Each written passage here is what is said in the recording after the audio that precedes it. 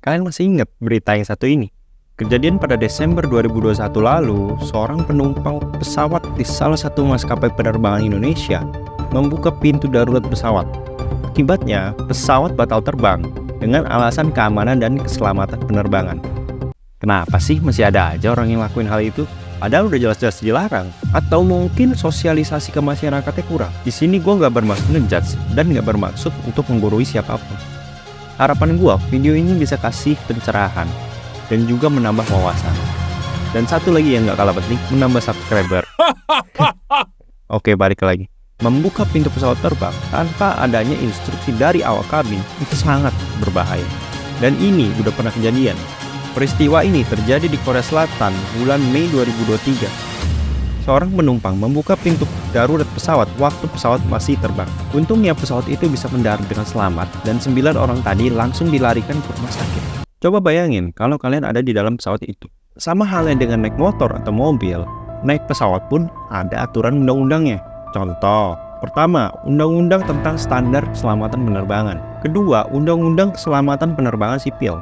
Kita nggak akan bahas soal undang-undang, tapi kita akan bahas dari perspektif ilmu pengetahuan.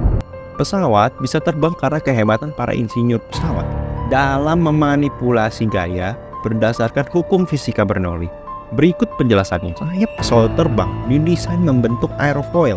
Aerofoil adalah bentuk aerodinamik yang ditujukan untuk menghasilkan gaya angkat yang besar dengan gaya hambat yang sekecil mungkin.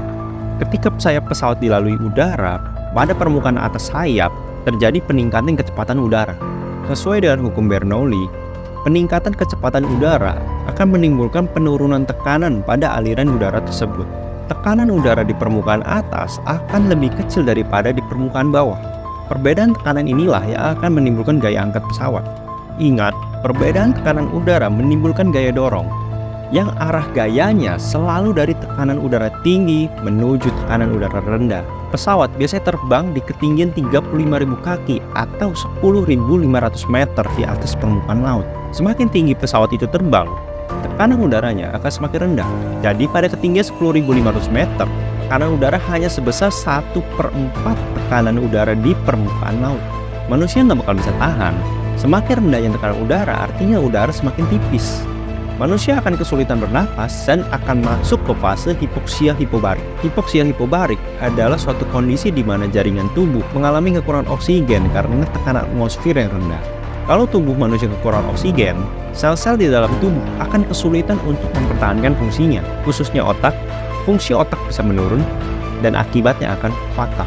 Maka dari itu, di dalam pesawat diciptakan suatu teknologi yang berfungsi untuk menaikkan tekanan udara di dalam kabin agar penumpang nyaman dan terhindar dari kekurangan oksigen atau hipoksia hipobarik. Oh yeah. Oke, kalau tadi soal ilmu pengetahuannya, sekarang gua akan kaitin dengan ngebuka pintu darurat pesawat terbang. Sekarang kita lihat tekanan udara di dalam kabin lebih besar daripada tekanan udara di luar kabin. Sama prinsipnya dengan sayap pesawat tadi. Karena ada perbedaan tekanan udara, maka akan timbul gaya dorong yang arah gayanya dari dalam kabin menuju luar kabin. Kalau pintu emergensinya dibuka, udara akan langsung berhembus dari dalam kabin menuju luar kabin. Kejadian kayak kesedot keluar. Orang yang kesedot keluar udah pasti pindah alam. Dan kejadian ini akan berlangsung sampai tekanan udara di dalam sama dengan tekanan udara di luar. Bahaya banget kan? Oke, let's say nggak ada orang yang kesedot.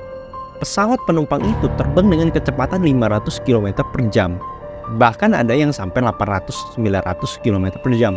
Angin yang masuk ke dalam kabin itu kenceng banget. Ditambah oksigennya tipis. Carlyle tahun 1963 pernah menyatakan sebuah teori, the time of useful consciousness atau effective performance time. Artinya suatu periode waktu yang dipunyai individu untuk melakukan tindakan efektif saat terpapar lingkungan yang minim oksigen. Periode waktu itu bukan sampai kehilangan kesadaran atau unconsciousness. Di ketinggian 35.000 kaki, individu hanya punya waktu 30-60 detik untuk melakukan tindakan efektif. Bayangin di keadaan panik, kurang oksigen, angin kenceng, mesti segera ambil masker oksigen. Dan cuman punya waktu 30-60 detik Itu pun kalau pesawatnya nggak kenapa-napa. Persentase selamatnya kecil. Jadi udahlah, jangan aneh-aneh. Jangan iseng mau buka pintu darurat pesawat. Sangat berbahaya. Berita yang di Korea Selatan di awal itu udah mau landing. Dan ketinggiannya hanya 200 meter. Di ketinggian 200 meter aja 9 orang udah kesulitan bernapas. Gimana di ketinggian 10.500 meter? Udah pasti pindah alam. Udah pasti. Jadi apakah membuka pintu darurat pesawat sepadan dengan resiko kehilangan nyawa?